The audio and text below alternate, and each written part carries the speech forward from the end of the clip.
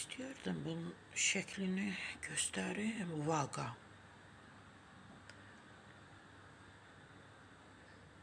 Vaga. Şekil vaga. TikTok'da canlı açırdı olurdu da. Bəli, yeni qərar verilib vaqanla da bağlı. O da bilirsiniz ki, həbs olunubdu. Hay Allah, hamısı. Mən bunların valideynlərini görürəm, ağlaya.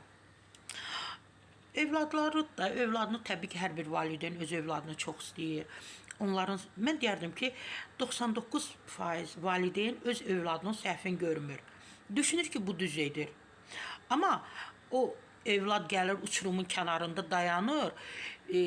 Valideyn onu geri çəkməkdənsə itələyib uçuruma salır. Sonra da başlayır ağlamağa, kömək, imdad diləməyə. Mən o gün Vaqanın atasını gördüm. Çox pis oldum.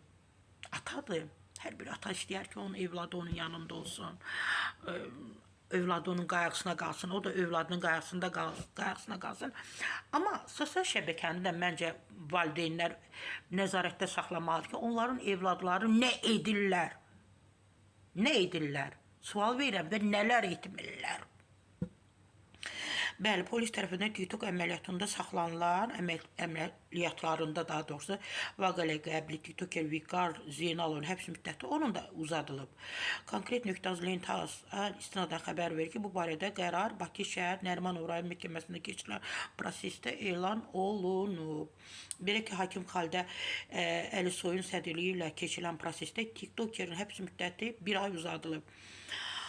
O da Vaqa saxlanmışdı dekabr ayında TikToka qarşı Cinayət Məcəlləsinin 234.1-1-ci satış məqsədi olmadan külli miqdarda qanunsuz narkotik vasitələr və ya psixotrop maddələri saxlama və ya daşıma maddəsi ilə itham irəli sürülmüşdü və o məhkəmənin qərarı ilə barəsində 4 ay müddətinə həbs qəti imkan tədbiri seçilmişdi. Onun atasına ürəyim ağrıtdı. Allah qapısını açsın.